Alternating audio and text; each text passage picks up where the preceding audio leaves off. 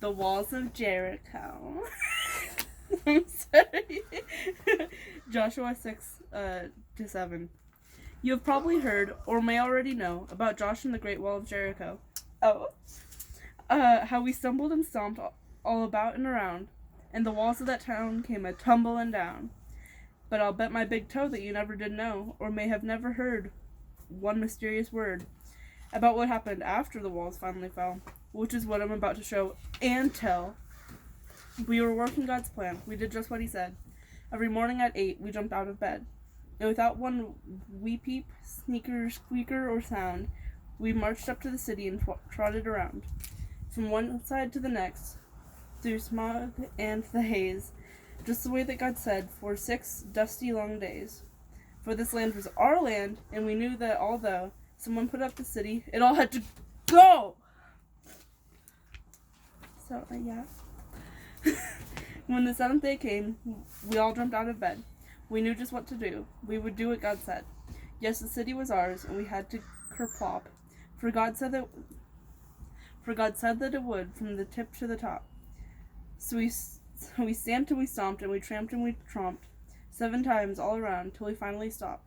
Then we filled up our lungs and got ready to shout, and watched God blow out those walls, straight on up and clean out.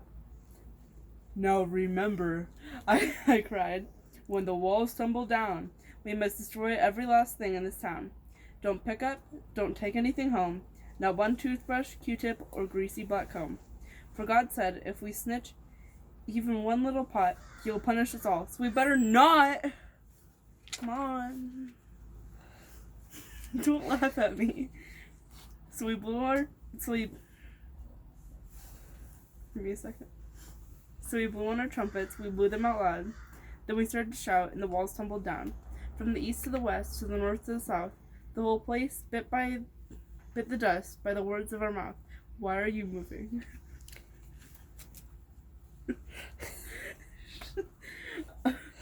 Oh, but wouldn't you know, in that one certain spot, there was no one would know if he did or did not. There where no one would see, could be seen or get caught. Arkan saw it and took it and knew he should not. Dang, what a freaking loser. For it glittered and twinkled. It sparkled and shined. Arkan wanted all he could ever find. And he thought that he had it, but in fact it had him. It ripped open his heart and just stomped right on in. It tangled and choked and infested the place where God made his home, where he poured out his grace. And what once was so rich became desperate and poor, but he didn't care. All he wanted was more. So he stuffed up that stuff up inside of his shirt and tiptoed on back to his tent in the dirt, and he buried that gold and the stuff they took way down deeply where no one would ever look.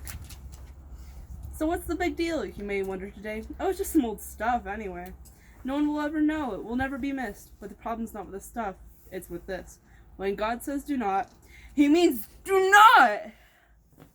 And because of one thing that Achan did do, for more than 30 men died. Yes, Achan died too. For God said if they took just one pot or one lid, he would punish them all. So he had to, and did.